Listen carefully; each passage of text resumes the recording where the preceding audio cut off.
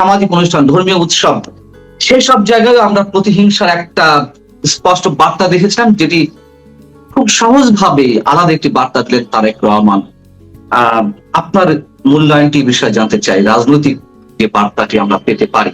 না, আমি তো অলরেডি বলেছি, আপনি যেটা রেফারেন্স দিলেন যে ডক্টর ইউনূস নিজে 25 সালের 2টা ঈদ পেয়েছেন, মানে ওনার টেনিউরে উনি 2টা ঈদ পেয়েছেন, ঈদ উল ফিতর, ঈদ উল আজহা।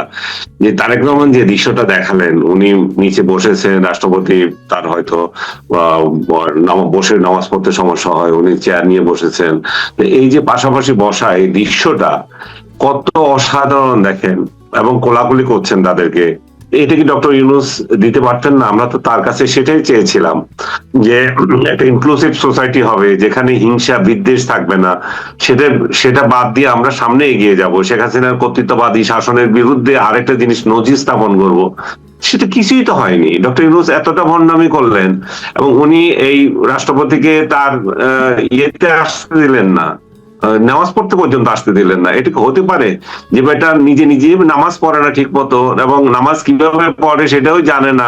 মানুষ দেখে এগুলো হাসছিল, যে আমি ডক্টর ইউনূসের কথা বলছিলাম, তার নামাজ পড়া দেখে যে লোকজন ট্রল করছিল, হাসছিল। সে আরেকজনকে নামাজ পড়তে দিতে আসছে না, কারণ তার প্রটোকল অনুযায়ী যে রাষ্ট্রপতির প্রটোকল অনেক বড় হবে এবং তাকে সেখানে ছোট দেখাবে। এবং এতটা ইত্রামি সে করেছে, 14 বার সে সফর করেছে বাইরে। এই যে সৌজন্যতা, যে একজন রাষ্ট্রপতির কাছে এসে দেখা করতে হয়, এই যে কালচার আমার দেশে আছে, দেশে না রাষ্ট্রের আছে, এবং জানাতে হয় আপনি বাইরে কোথায় কি করে আসলেন, সেটা সে একদিনও জানায় নাই। সে রাষ্ট্রপতির কাছ থেকে শপথ নেওয়ার ক্ষেত্রে তার হালাল মনে হয়েছে, কিন্তু তার সাথে দেখা করাটা হারাম মনে হয়ে গেছিল। তার সাথে একদিন দেখা করা নাই, তাকে সম্মান দেয় নাই, তাকে কার্যত গৃহবন্দী করে রেখেছিল। আমার সাথে আপনি বলছিলেন যে রাষ্ট্রপতির সাথে আমার দেখা হয়েছিল। আমার কালকে দেখা হওয়ার একটা কারণ আপনাকে আমি বিশেষ ভাবে, এটা আপনার দর্শকরা জানুক, এই যে লাইন ধরে প্রধানমন্ত্রী কিংবা রাষ্ট্রপতির সাথে যে দেখা করা, এই কালচারটা অবশ্যই ভালো। আমি একটা জিনিস আপনার সাথে শেয়ার করতে চাই, যে নর্মালি এই ধরনের প্রোগ্রামে আমি যেতে চাই না, যে সকালবেলা ঘুম থেকে উঠে দীর্ঘ লাইন ধরে শুভেচ্ছা জানানো, এটা আমার পক্ষে দাঁড়ানো, আমার ব্যাক পেইন আছে, তো আমি এই জন্য দীর্ঘক্ষণ দাঁড়ানো পছন্দ করি না। কিন্তু রাষ্ট্রপতিকে, এই একটা ইনস্টিটিউশনকে গত 18 মাস যেভাবে অপমান করা হয়েছিল, সেই অপমানের একটা জবাব দেওয়ার জন্যই আমি শুধুমাত্র গিয়েছিলাম। এবং এই অপমান যাতে, এবং ডক্টর ইউনূস যেটা করেছে সেটারই প্রতিবাদ হিসেবে আমি মনে করলাম যে না, আমার যাওয়া উচিত। আমি সকালেও আমার সিদ্ধান্ত ছিল না যাব, কিন্তু হঠাৎ করে আমার মনে হলো যে যায়, ওনার সাথে দেখা আসে। উনি খুব আন্তরিক ভাবে আমাকে দাওয়াত দিয়েছেন। উনি আমাকে বললেন যে আপনার কথাবার্তা আমার খুবই পছন্দের, আমার দীর্ঘদিনের আকাঙ্ক্ষা ছিল যে আপনার সাথে আমার দেখা হওয়া। তারপরে জড়িয়ে ধরে ছবি টবি তুললাম আমরা কিছু, এবং ওইখানে এই ঘটনাটা আসে। আজকে উনি বললেন যে আজকে তো কি হলো, আজকে কি হলো মানে হচ্ছে যে এটা যে একটা ডক্টর ইউনূসকে চপটাঘাত করা হলো, একটা থাপ্পড় দেওয়া হলো কষিয়ে, সেটার কথা উনি রেফারেন্স দিচ্ছিলেন, যে প্রধানমন্ত্রীর সঙ্গে উনি যে আজকে একসঙ্গে নামাজ পড়লেন, এবং এই দৃশ্য যে ইউনূসের অসহ্য লাগছে, সেটাই উনি রেফারেন্স দিলেন আর কি। আমি এই কথাটা আমারও ভালো লেগেছে। পরবর্তীতে আমি দেখলাম যে এটা সোশ্যাল মিডিয়াতেও খুব প্রচার হচ্ছিল, যে রাষ্ট্রপতির সঙ্গে প্রধানমন্ত্রীর যে ছবিগুলো, এবং আমিও একটা স্ট্যাটাস দিয়েছিলাম আপনি যে রেফারেন্স দিলেন, এই জন্যই যে এই দৃশ্যগুলো তো আমরা আগেও দেখতে পেতাম, কিন্তু তো পেলাম না, ডক্টর ইউনূসের জন্যই পেলাম না। এই বাটপাটটা নিজে যেটা বিশ্বাস করে না, সেটা মানুষকে করতে বলে। সে জিন্দিগিতেও কর দিতে পছন্দ করে না, কিন্তু করের জন্য আবার অন্যের বিরুদ্ধে মামলা করে। আপনি তো জানেন 666 কোটি টাকা জনগণের টাকা মেরে দিয়েছে। আমি জানি না এগুলোর পরবর্তীতে কি হবে, বর্তমান সরকার এগুলো উদ্ধার করবে কিনা।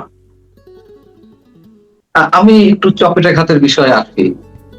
রাষ্ট্রপতি নিজে বলছেন, আপনার সঙ্গে শেয়ার করছিলেন, যে প্রধানমন্ত্রী তারেক রহমানের সঙ্গে জাতীয় ঈদগাহ ময়দানে যে ঈদের নামাজ আদায় করলেন রাষ্ট্রপতি, এটি ডক্টর মোহাম্মদ ইউনূস নিঃসন্দেহে ভালো চোখে নিক আর না নিক তাতে আমাদের কিছু যায় আসে না, তবে তিনি নিশ্চয়ই অন্তর্জালায় ভুগছিলেন, সেই কথাই সম্ভবত রাষ্ট্রপতি আপনাকে মনে করিয়ে দিয়েছেন।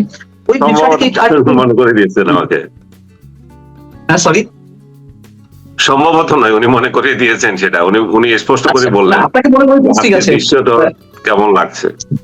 ওই ল্যাঙ্গুয়েজটা কি আপনি একটু অডিয়েন্সের জন্য বলবেন, আমাদের যারা দর্শক, যে রাষ্ট্রপতি আমি উনাকে কোটেশন, আমার এটা তো পার্সোনাল কথা, আচ্ছা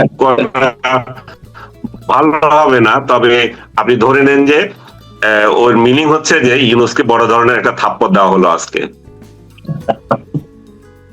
এটাই আমাদের দুর্ভাগ্য যে একজন সরকার প্রধান কেন ওই দেশের রাষ্ট্রপ্রধানের সঙ্গে অন্তত সৌজন্যমূলক আচরণটুকু করবেন না। মানে আমরা জানি যে বিএনপি আওয়ামী লীগের সময় যে রাজনৈতিক প্রতিহিংসা, রাজনৈতিক দূরত্ব, কিন্তু এই ধরনের যে গ্রাম্য সতীনের মতো আচরণ, এইগুলো তো আমরা করতে দেখিনি, তাই না? আমরা সাবেক প্রধানমন্ত্রীকে দেখেছি, কোকো যখন মারা গেলেন, খালেদা জিয়ার, সাবেক প্রধানমন্ত্রী খালেদা জিয়ার দ্বিতীয় সন্তান বা ছোট সন্তান, তখন তুমি সম্মান জানাতে গেলেন। অথবা বিএনপির পক্ষ থেকে নানান ধরনের সৌজন্যমূলক আচরণ করা হয়েছে শেখ হাসিনা পরিবারের যে কোনো অনুষ্ঠানে, আমরা দেখেছি। কিন্তু এই ন্যূনতম সৌজন্যতা বোধ গুলো কেন থাকবে না? রাষ্ট্রীয় আচারগুলো পালন করতে আমাদের বাধা কোথায়? সেই জায়গা থেকে আমি আপনাকে যদি প্রশ্ন করি, আপনি ডক্টর মোহাম্মদ ইউনূসের নামাজ প্রসঙ্গে প্রশ্ন তুলছিলেন, এটিও সামাজিক যোগাযোগ মাধ্যমে ভাইরাল হয়েছে যে তিনি আদৌ নামাজ পড়েছিলেন কিনা, নামাজ না পড়ে কি টুপি মাথায় দিয়ে প্রধানমন্ত্রী তারেক রহমানের সঙ্গে তিনি দেখা করতে গেছেন কিনা, সৌজন্য সাক্ষাৎ করেছেন কিনা। আমি ঘেটে ঘুটে অনেক গতকালে নামাজ আসলে পড়ছে কিনা কথা, গতকাল তো কোথায় নামাজ পড়ছে সেটা তো কেউ দেখেন না। দেখেন, নামাজ কলমা এগুলো তার ব্যক্তিগত ব্যাপার, এগুলো নিয়ে আমার কথা বলার কিছু নাই। সে নামাজ পড়ে কি না পড়ে, আমি রেফারেন্স দিয়েছিলাম যে যখন রাষ্ট্রপতির সাথে যখন নামাজ পড়ছিলেন আর কি, তখনকার বিষয়টা, যে তখন একটা হাস্যকর ভাবে রাষ্ট্রপতির সাথে বলতেছি, ওই যে সে নিজে যে রাষ্ট্রপতিকে বাদ দিয়ে নামাজ পড়ছিল, উল্টাপাল্টা নামাজ পড়ছিল, ওইগুলো তখন ভাইরাল হয়ে গেছিল যে নামাজ কিভাবে পড়তে হয় সেটাও জানে না, অথচ রাষ্ট্রপতিকে নামাজ পড়তে দেয় নাই। কালকে উনি কোথায় নামাজ পড়েছেন এটা তো কেউ দেখেন নাই, এবং উনি যদি নামাজ না পড়েও থাকেন, উনি এটা ওনার ব্যক্তিগত ব্যাপার, এটা নিয়ে আমার কথা বলার কিছু নাই। আমারও কোনো আপত্তি নেই, কিন্তু উনি নামাজ যদি নাই পড়েন, উনি মাথায় টুপি দিয়ে কেন, ওইখানে তো আপত্তি। যে আমি নামাজ পড়লাম না, নামাজ না পড়ে যদি টুপি মাথায় দিয়ে শো অফ করি, সেটা তো নিশ্চয়ই আপত্তি। আমি এগুলো নিয়েও কিছু বলবো না, কারণ এগুলো ব্যক্তিগত জীবনযাপন তার আলাদা। আমি তো শুধু তার রাষ্ট্রীয় আচার আচরণ নিয়ে কথা বলবো, যে ভন্ডামি নিয়ে কথা বলবো, বিশ্ব বাটপারি নিয়ে কথা বলবো। তাকে বিশ্ব বাটপার বলছে এই জন্যই যে সে যেটা করে গেছে 18 মাসে, সেই বাটপারি গুলো নিয়ে কথা বলবো।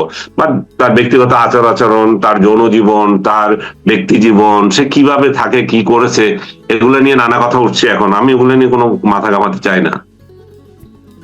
আমি একটু প্রধানমন্ত্রীর ফোনের বিষয়ে আসতে চাই, যদিও সেগুলো ব্যক্তি পর্যায়ে কথাবার্তা, তারপর মানুষের আগ্রহ থাকতেই পারে যে ইউনিট সরকারের সময় যেই মানুষটি কারাভোগ করলেন, বিএনপি সরকারের সময় বেরিয়ে দেন, আমি নিশ্চয়ই আপনার কথা বলছি, সেই আপনাকে প্রধানমন্ত্রী তারেক রহমান ফোন দিলেন, এর মধ্য দিয়ে আমরা কি কোনো বিশেষ বার্তা পেতে পারি?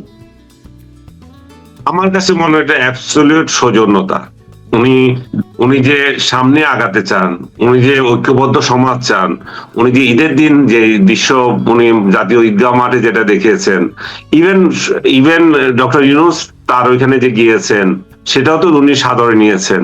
তার মানে হচ্ছে যে উনি একটা ঐক্যবদ্ধ সমাজ চান, উনি আসলে একটা ইনক্লুসিভ সোসাইটি চান, যেটা আমরা দীর্ঘদিন থেকে আশা করছি এবং যেটার কথা বলছি।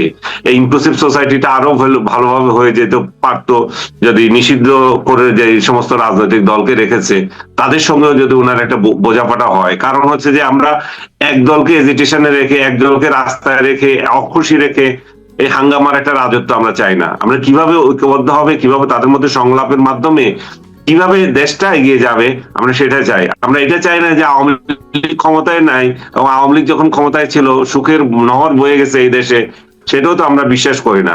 আমরা চাই ক্ষমতায় যেই থাকুক, দেশটা শান্তিতে থাকুক, দেশটা কিভাবে এগিয়ে যাবে সরকার এবং বিরোধী দল একসঙ্গে মিলে যাতে সামনে এগিয়ে যেতে পারে। আমি মনে করি যে আমাকে যে ফোন করেছেন এটা অ্যাবসলিউট সৌজন্যতা। উনি আমার ব্যক্তিগত খোঁজ খবর নিয়েছেন, স্বাস্থ্যের খবর নিয়েছেন।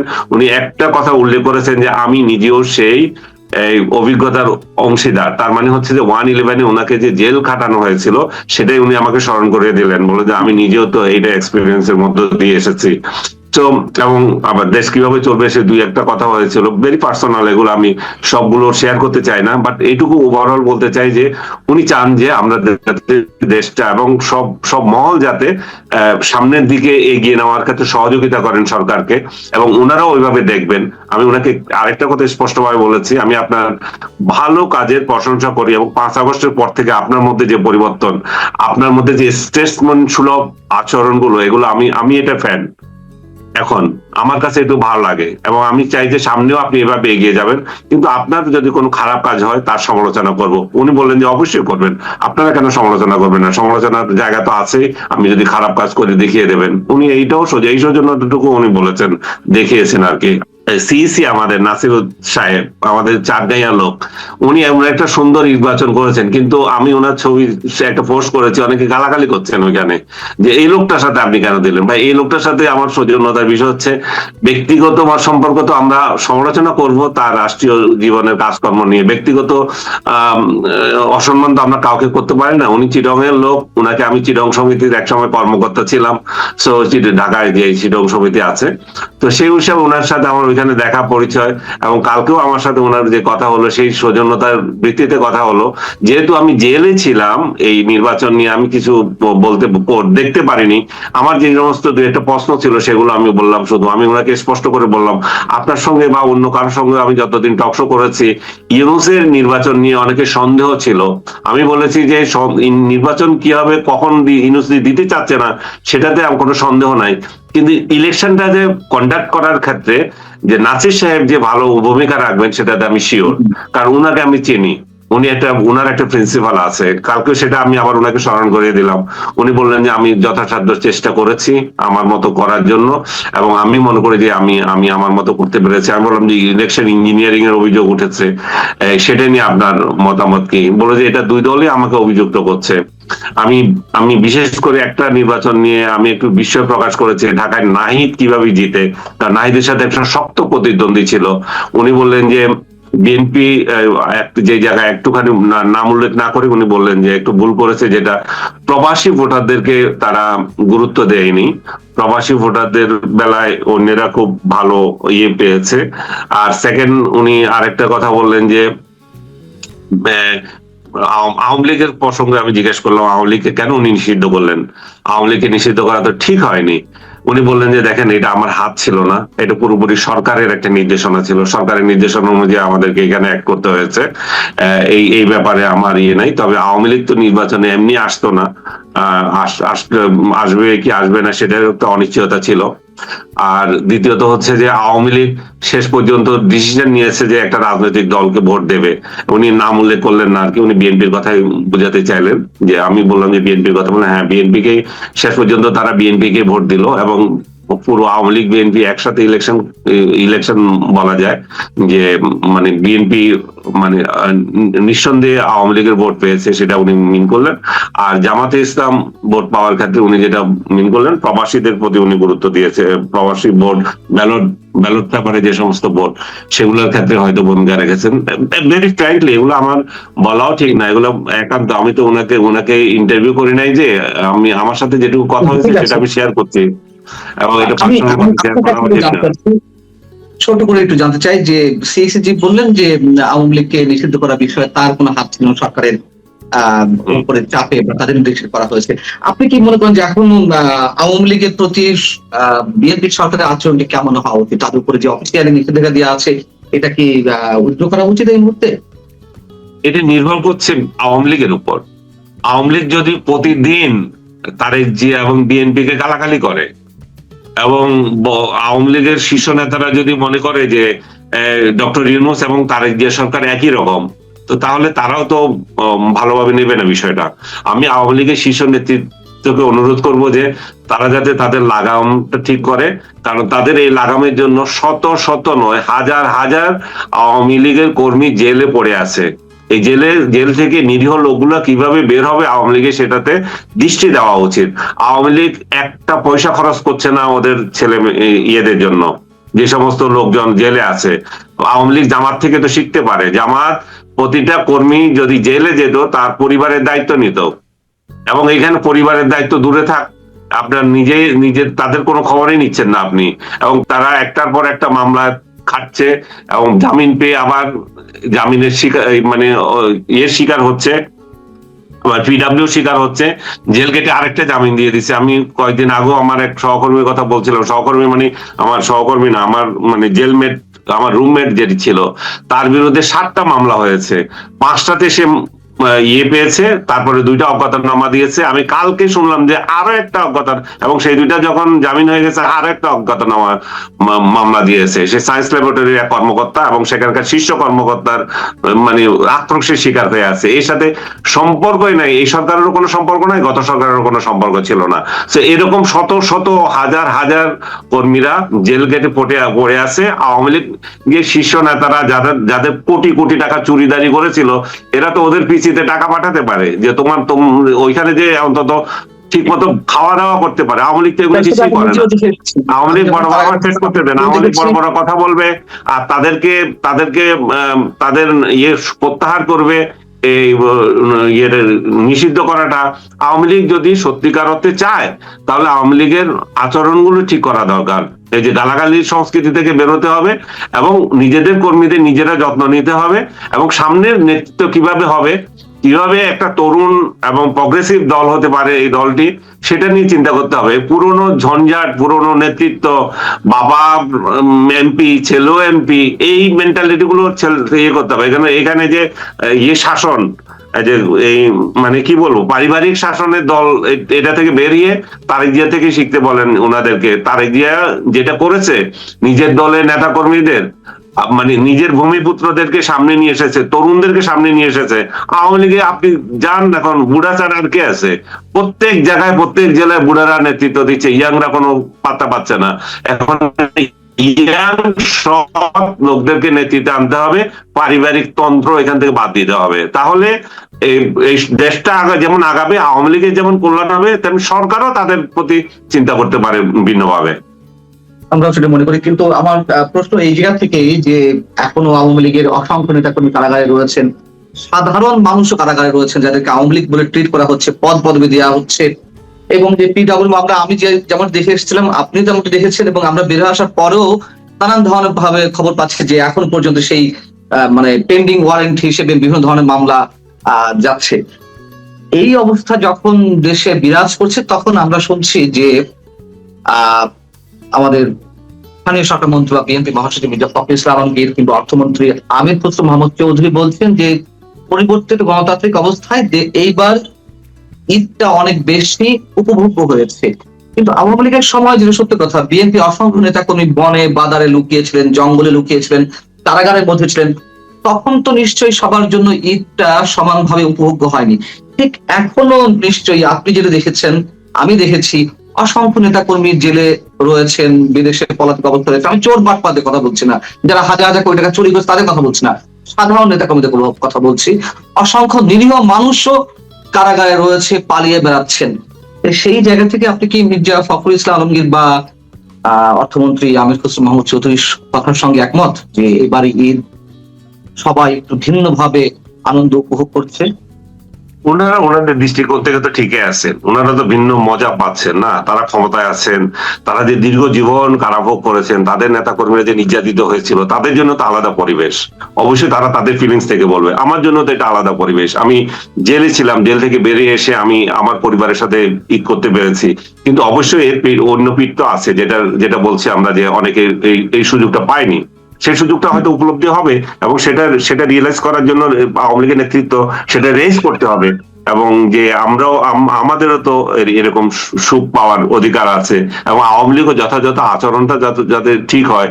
এবং আমি এই নিয়ে বিস্তারিত বলতে চাই না, আমি মনে করি যে আওয়ামী লীগ বিএনপির মধ্যে একটা ব্যাকডোরে একটা আলাপ আলোচনার প্রয়োজন আছে, এবং সেটা তারা কিভাবে করবে তারা জানে। এটা তাদেরকে পরামর্শ দেওয়ার আমার অধিকার নাই, এবং আমার অধিকার নাই না, আমি মনে করি যে তারা নিজেরা ভালো বুঝেন, তারা কি করবেন না করবেন, তাদের দল।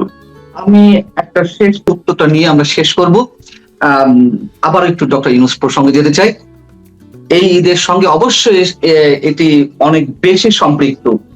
ডক্টর ইউনূস সাহেব ক্ষমতা থাকাকালীন সময় বলেছেন, গত ঈদ উল ফিতরের আগে বলেছিলেন যে এইবার ঈদ না হলো আগামী ঈদে বাংলাদেশে আশ্রিত রোহিঙ্গারা তার নিজ মাতৃভূমিতে ফিরে যাবেন। আমরা দেখেছি তিনি যা বলেছেন, তিনি এবং তার প্রেস হচ্ছে মিস্টার শফিকুল আলম যা যা বলেছেন একেবারে উল্টা। এবং এত বড় একটি বিষয়ও এই ধরনের মন্তব্য করেছিলেন, তখনও অনেকে হাসাহাসি করেছিলেন, অনেকে ক্ষোভ ঝেড়েছিলেন যে এটা কিভাবে সম্ভব, তিনি আসলে প্রতারণা আশ্রয় নিচ্ছেন কিনা, এবং সেটি সত্য প্রমাণিত হয়েছে। একজন রোহিঙ্গাও ফিরে যাননি, বরং তার সময় 1.5 থেকে 2 লাখ রোহিঙ্গা নতুন করে দেশে ফিরেছেন। এ বিষয়ে আপনার কোনো মন্তব্য? না, এটা তো আমি তখনও বলেছিলাম, আমার একটা কবিতা আছে, লিখে দেব সমগ্র বাংলাদেশ। এটা একটা প্রেমিকার উদ্দেশ্যে ছিল, যে ভালোবাসার প্রেক্ষিতে বাংলাদেশ লিখে দেবো। আমি তখন ওই কবিতাটা শেয়ার করে বলেছিলাম যে ইউনূস যে আজকে বললো যে এরা এদেরকে ওই দেশে পাঠিয়ে দেবে এবং আগামী মুহূর্তে ঈদ করবে, মানে আমি বদ্দা ডাকতাম তাকে তখন, এখন তো পাটপাট ডাকি। তো বললাম যে বদ্দা যে যদি এটা সফল হয় তাহলে আমি সমগ্র বাংলাদেশ তার নামে লিখে দেব। তো বদ্দা সফল হয় নাই, আমার বাংলাদেশ লিখে দেওয়ার কোনো প্রয়োজন নাই আর কি। এই বাটপার নিয়ে আর কথা বলতে চাই না। সে প্রতিটা কাজ তার, মানে আসলে সে কিভাবে যে আমাদের মানে বাইচান্স আমাদের ক্ষমতায় চলে এসে, আসলে আমাদের কোনো লোক ছিল না, যে এমন একটা পরিস্থিতিতে আমরা বাধ্য হয়েছি যে তাকে আমাদের রাষ্ট্র ক্ষমতায় বসানোর জন্য। কিন্তু রাষ্ট্র ক্ষমতায় রাষ্ট্র চালানোর মতো তার ন্যূনতম যোগ্যতা নাই। সে স্বজনপ্রীতি, ডাস্টবিন সংস্কৃতি এগুলা চালু করে দিয়ে গেছে। আর বড় কথা, এবং সংস্কার, তথাকথিত সংস্কার বের করেছে। এই সংস্কার এমন আবার অন্যেরা মানার জন্য পার্লামেন্টে আবার হাঙ্গামা হচ্ছে। যেই জিনিস ডক্টর ইউনূস বারবার নিজেই বিশ্বাস করে না, সেটা আবার জাতিকে কিভাবে গিলাবে এখন, তাই না? এগুলো তো বিরাট কোশ্চেন এখন।